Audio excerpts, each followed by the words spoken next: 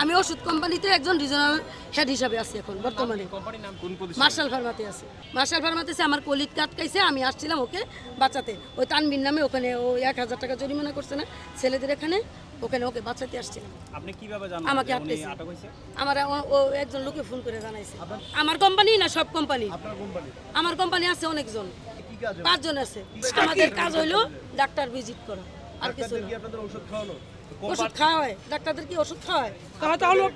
আমরা ডাক্তারদেরকে আমাদের প্রোডাক্ট সম্পর্কে ইনফরমেশন দেই।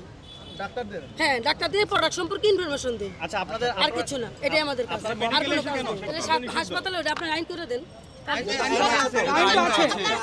আমরা জানি না, আমরা ওরকম আইন পাইনি। আমরা যদি আইন পাইতাম তাহলে আমরা ঢোকার সাহস পাইতাম।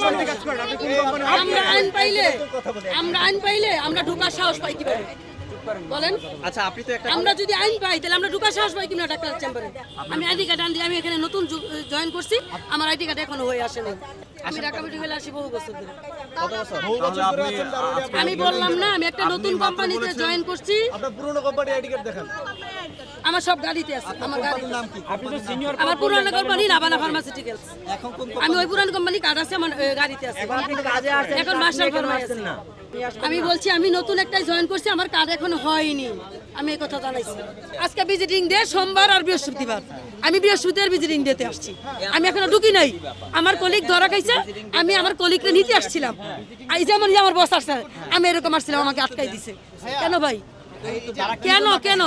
ওটা উনাদেরকে জিজ্ঞেস করবেন, আমাকে কেন? না, আমি জানি না। আমি জানি না আমাকে কি জন্য আটকাইছে। উনাদেরকে জিজ্ঞেস করবেন যে কেন আটকাইছে, সেটা উনাদেরকে জিজ্ঞেস করবেন। অবশ্যই আপনার বিরুদ্ধে কোনো সুনির্দিষ্ট জিজ্ঞেস করেন, উনাদেরকে জিজ্ঞেস করেন, সেটা তো আমি জানি না, ওটা উনারা জানেন।